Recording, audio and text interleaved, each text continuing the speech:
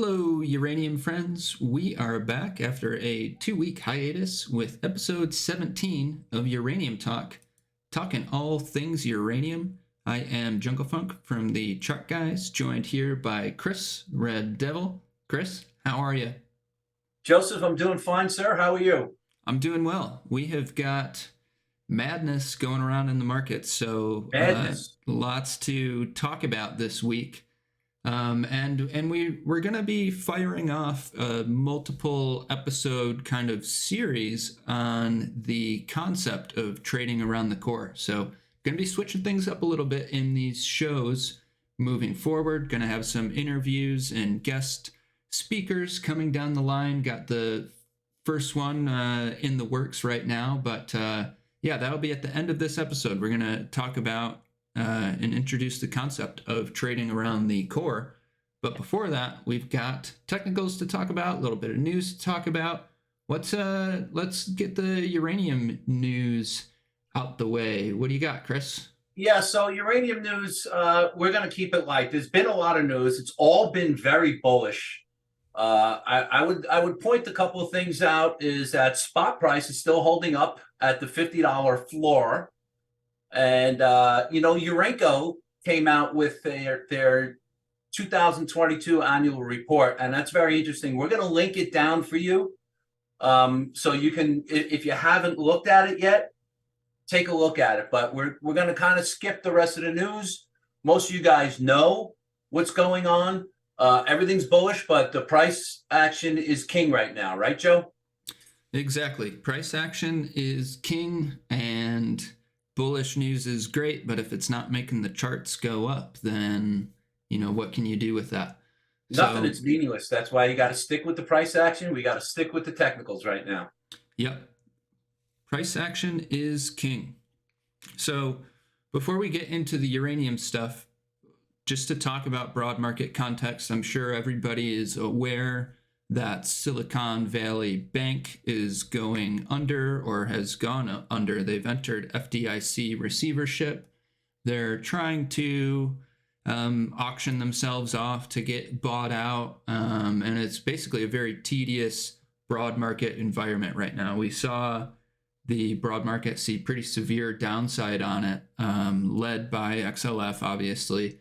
But it's going to be important to stay on your toes this upcoming week, because if we get like a Fed or government bailout, then that's probably going to make stuff go up. If they let it all burn, then there's probably going to be more downside. So got to stay on your toes. There's going to be increased odds of like knee-jerk volatility coming into things. So good week to have your stop losses in place, not be running manual stops, because we just know that things are going to get hyphy. And in relation to the uranium sector, it's one of those things that when you get broad market fear, those tides bring most things along with it, and that is including the uranium sector here. So there's nothing wrong with waiting things out. There's nothing wrong with making plays and having a clear stop loss. But whatever you do, just make sure that you are managing your risk and protecting yourself moving forward. Because if we pop over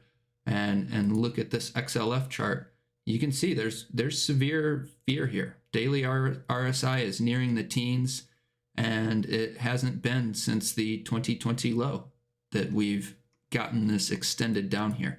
So got to be protective. Let's take a look at the S&P 500, not coming down nearly as much as XLF itself. And we had bulls set what would have been a decently healthy weekly higher low here.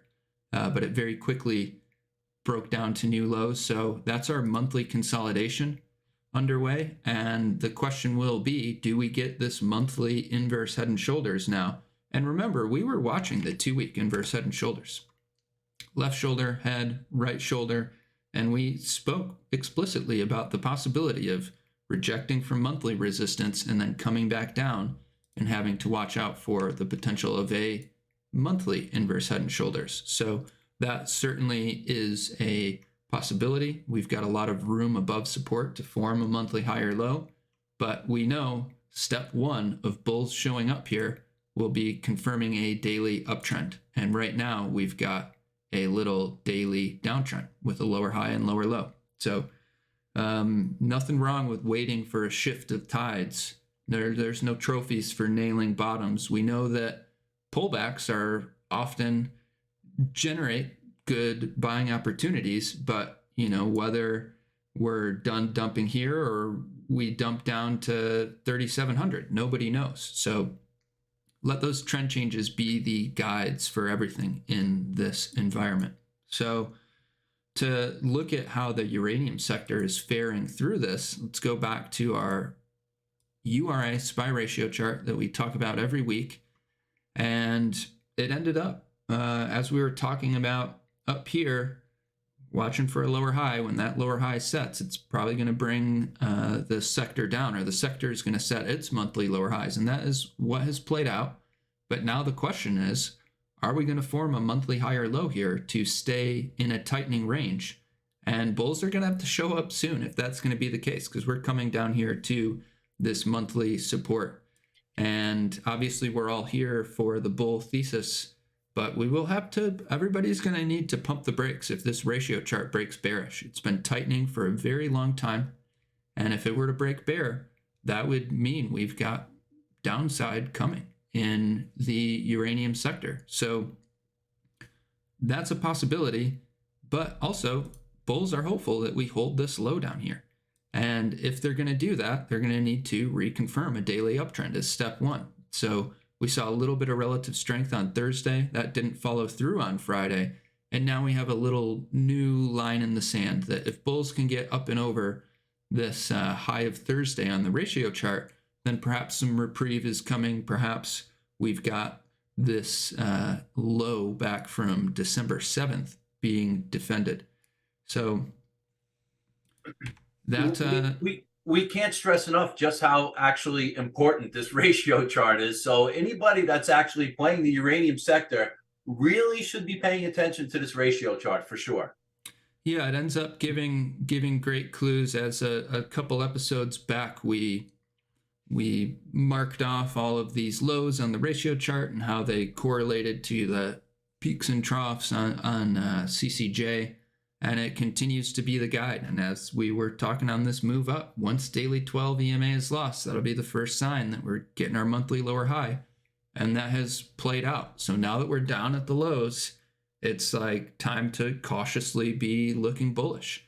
But that cautiously looking bullish versus blindly looking bullish are two very different things. So cautiously looking bullish, looking for signs that this ratio chart is starting to turn things around, just as we were looking for signs that it was starting to turn things around back here.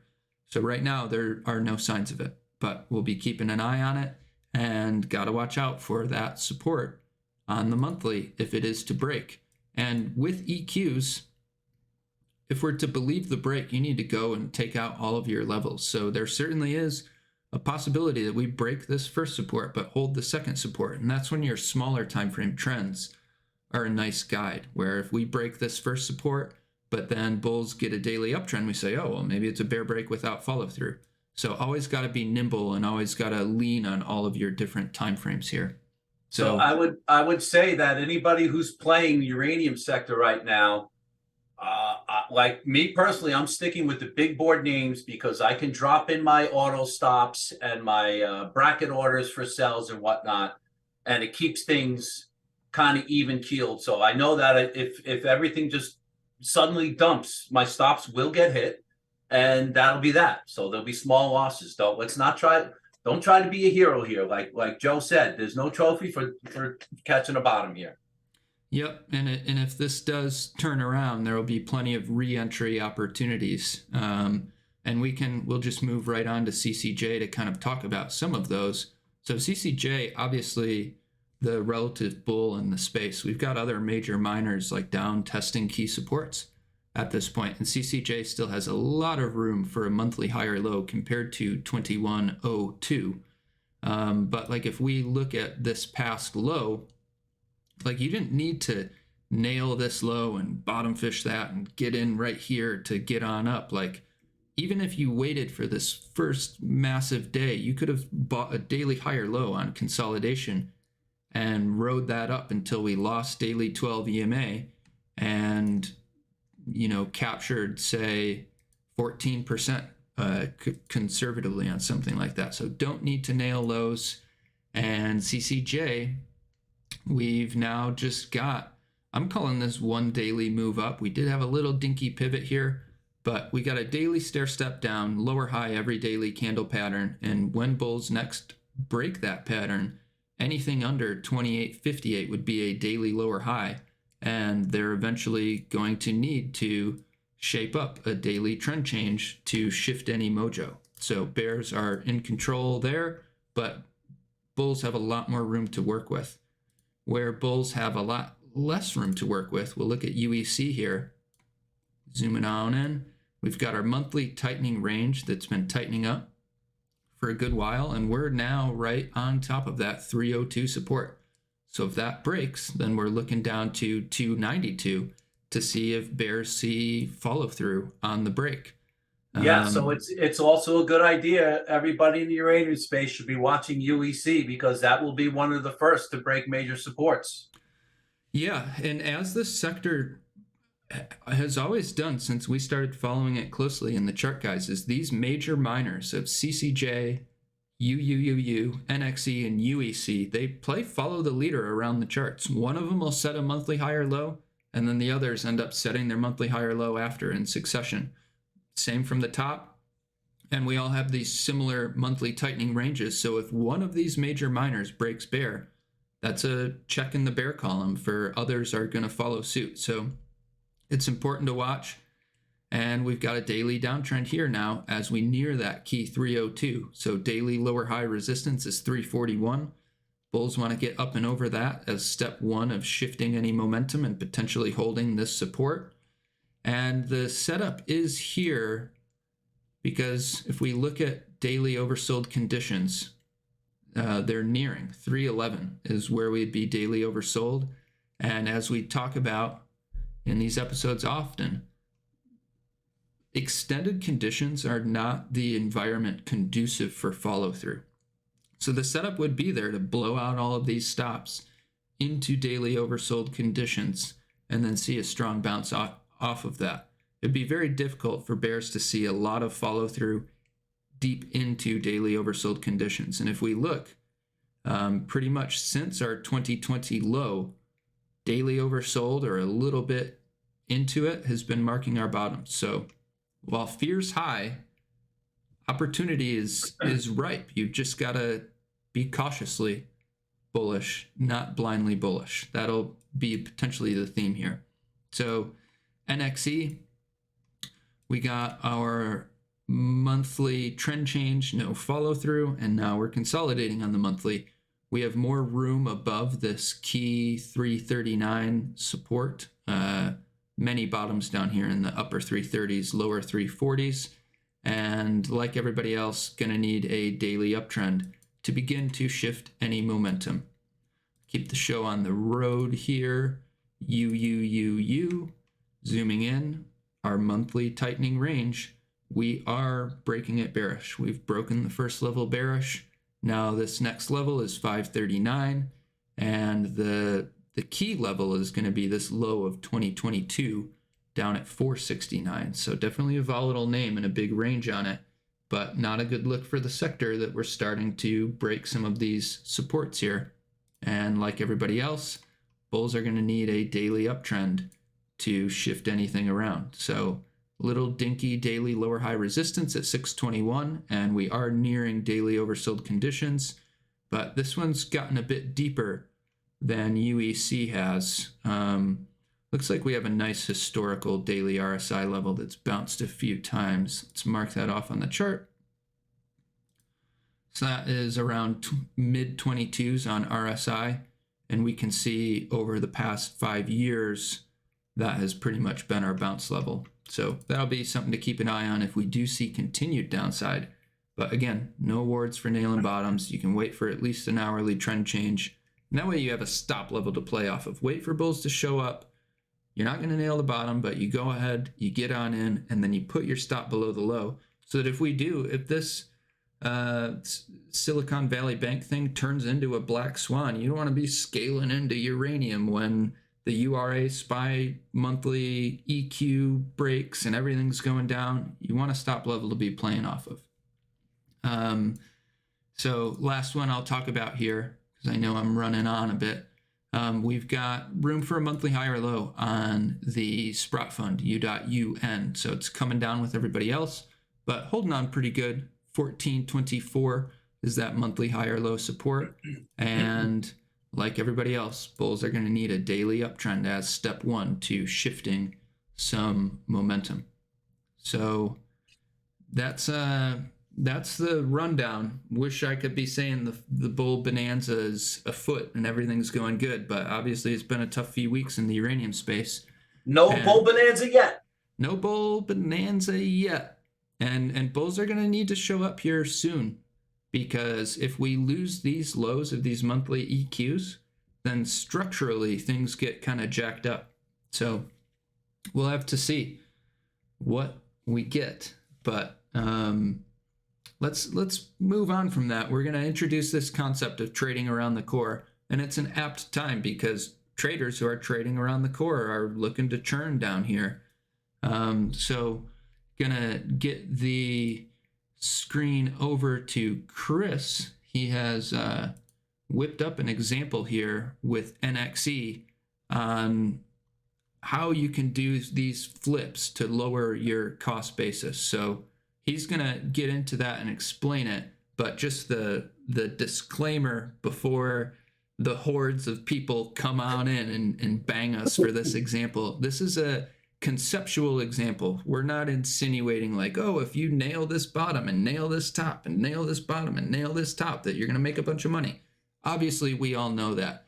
These flip points were picked for easy math, and this is like a mathematical proof just to open people's minds up to how you can improve your positioning within a stock, even if, as this example is, even if you top ticket and you buy the absolute top across 5 flips here, you can really improve your cost basis. So I'm gonna give Chris the lead on this as we go through this mathematical example, not a realistic executional example. Well, we're gonna, as episodes go on, we're gonna start talking about, how can we execute better on this? But for this particular example right now, we have the typical person who has decided to buy 1,000 shares right at the top here. So now they have a $6,560 cost basis, right? So they want to hold this position. So how can you reduce your cost basis and still maintain a position throughout all of this? Because, quote unquote, it's going to skyrocket, when moon. So you want to hold on for when moon, right? So, but yeah, you got yourself in trouble here. You didn't manage your risk by stopping out after these levels broke. So now you're stuck with 1,000 shares. So this is actually going to go over the course of about 9 months, and we're talking about 5 trades that have occurred over a 9-month period. Now, as we dig deeper into this example in the next weeks, you're going to see that this is fairly unrealistic, right? So maybe you did some trims and you turned out here and there, but just for the purpose of mathematics alone, we just want to show you how trading around the core can work, because, there's other ways to do it. You can buy and sell puts and calls. You could, trim half and maybe start building a position. You could size up into major supports. So you could also change your cost basis, but we're always working on a premise of 1,000 shares. So somebody bought 1,000 shares up here at the top, right? So now they're trying to manage their way out of position. They've decided that they're going to trade around the core. So, you didn't catch this absolute bottom, but once you saw this move take out some resistance, you bought here again. So you bought 1,000 shares. So now you're carrying 2,000 shares. So, but this particular one, you bought at $4. Let's just say $4 for the ease of math, right? And you were able to kind of sell off up here at $5. So now you've just knocked $1,000 off of your original cost basis, and you're still holding 1,000 shares. So now your cost basis is $5,500, which is $1,000 less. You're still holding, right? So now you make another trade down in here in its major support. So you bought again at what did we get? 360 maybe? We just, the numbers are a little arbitrary here. Remember that, okay? As time goes on, again, we'll talk about entries and exit signals where you can do this. So, but for the ease of math, again, so you bought a 360 and you sold at 420. You've again reduced your cost basis. You're still carrying 1,000 shares, but now you've reduced your cost basis again.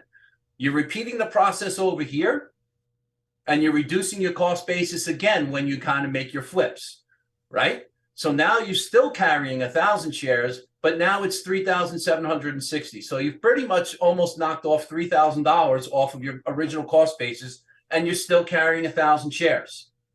Repeat the process again. You see this action, you didn't get in, you see it come back down to the major support that we're talking about. So you take another stab at it, right? So then again, you do your trims, and now you're still carrying 1,000 shares at 2760. So you see how as you trade around the core, you are reducing your cost basis, but you are still holding your original position. Again, over here, you see a range start to develop. Maybe you take another stab at it. You sell again as things reject, or you make some trims here again. Now you've reduced your cost basis again. And what's our final cost basis, Joe, that we came up with at this point? $1.96. Okay, so now you have 1,000 shares at $1.96 when your original cost basis was up here, and your stop is well within profit. It's really that simple. Now, it's fairly unrealistic because you're never going to be able to suffer through these drawdowns and think it's okay, right? So you might be trimming along the way. Again, in our next episode, we're going to talk about what the signals are to make these trims. And we're going to follow NXE a little bit. Anybody that's been following me in the room or in Uranium Squeeze, I'm calling out these entries and exits. I am literally calling them out. There's proof there. Someone should probably go back and look at the history. I don't even know how to do that. It is doable, okay? So I've made and I've sold some calls up in these ranges and whatnot, and I bought some puts. I've done all of it. And over the course of these next couple of weeks, we are going to talk about all these simple strategies. Now, remember something. You think that this is a lot of trading, right? It's not, okay? Your original entry was in April of 2022, and now we're sitting in January of 2023. We've had a 9-month period, and we've made 5 flips. So for someone to say, oh, I can't do that, I've got a job, I got a family. Well, when you're using these big board names, you can set your auto buys and your auto sells and your stop losses. You don't even have to look at it. You can just kind of set alerts on your chart. So when we get down to the bottom of these ranges, you can take a stab at it. So then someone might say, well, what if it breaks the range? You get out and you failed in that experiment, and then you move on. That's the way to do it, because you have to manage your risk. Once you decide that you're going to double your size down here and it doesn't work, the biggest mistake you can make is just letting it ride still, right? You're better off just taking the L and reestablishing a game plan once this starts making a move again. So next week, we're going to talk about the same chart, the same concept, but we're going to start talking about, well, where's our signals to enter and exit and stuff like that. And that's where a little bit more basic TA comes in. But for now, like I've been saying it for a while now. I'm going to continue saying it. Stick with the big board names, okay? Because you can set automatic orders with them, and you don't even have to look at it anymore. So if you're someone who's very busy, you'll be working, all that stuff, just remember, this looks like a lot, but it is literally 5 flips over the course of 9 months, okay? Yes, we can't nail the tops and we can't nail the bottoms. We know that, okay? We're just trying to show you this conceptually as how the math of trading around the core can make you, who put yourself in a lot of trouble up here because you didn't stop out when these support levels broke, how you can manage that big problem to turn it into something that's good for you. Now you're still in the same position and very comfortably in profit. So even if this range breaks, you're still stopping out in profit. And that's where you kind of want to be. And that's what trading around the core is all about for this particular name at this particular time. You can trade around the core. Let's say you wanted to hold a position global top no matter what, right? But you don't care about next gen. You don't like the lifestyle company. You don't like the CEO, whatever. You don't like their expenses.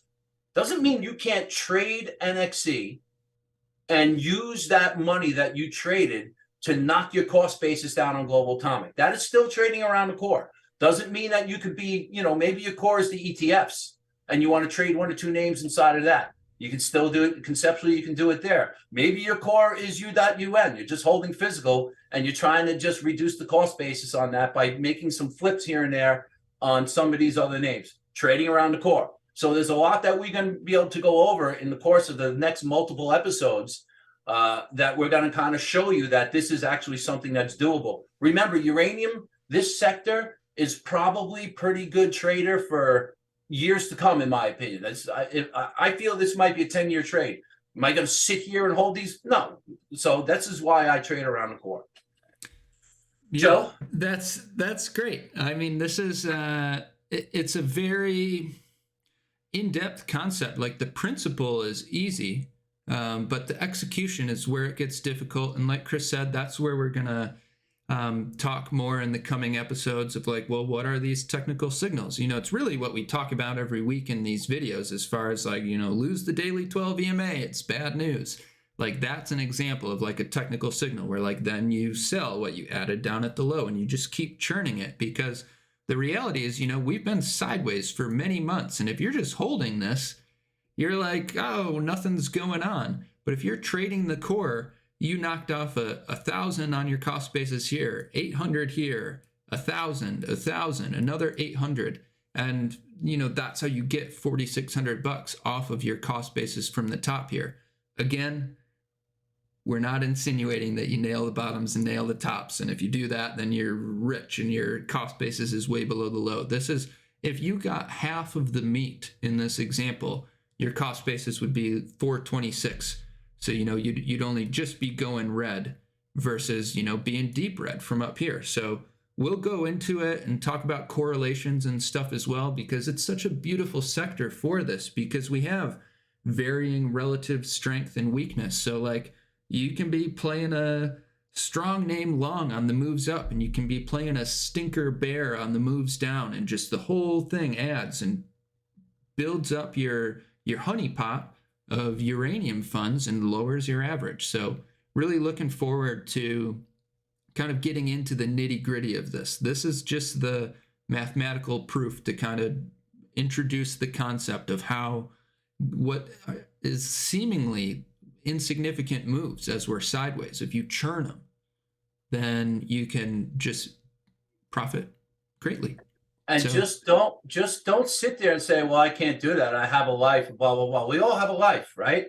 5 trades within the course of 9 months has gotten you to reduce your cost basis significantly. Now, you can sit there, we can step it up and say, well, what if we doubled or tripled our size here? Well, then things change drastically, don't they, right? So your cost basis just gets reduced more and more as long as you're flipping. But we will go deeper into that. Just remember, this is a somewhat unrealistic scenario in the fact that, it's fully unrealistic. The presentation here is fully unrealistic. It's just mathematical proof. Right. These flips, you're not going to nail them like that, right? So you're probably going to be trimming out in here, but that's the way it is. What we want to show you is that mathematically it's doable. It might not be this extreme in this short amount of flips, but it's doable. Trading around the core is doable. Fund managers have done it for decades. Okay. It's doable. And it's doable for someone who's not always just watching the market every single day. It's doable for Joe Schmo Joe Schmo retail investor who's just trying to make a couple of little flips here and there while still holding a position. We will go through it in the coming multiple episodes on what the signals are and where you should be managing your risk and how you do it. But for here, just conceptually, you can see mathematically that it's a possibility. And that's the only thing that we're trying to get through. We will go deeper as far as the technicals. All right. We are running long this week. Hope everyone has a safe week ahead. Not going to do the roundup at the end of the episode. Rewind back to the beginning to be reminded to use stops. And that's that. Hope everyone has a great week. Play the big board names right now. The little stuff will, if the sector gets rolling again, you have plenty of opportunity to get back into it. Trust me. All right. Take care, everybody. We will see you next episode. Bye.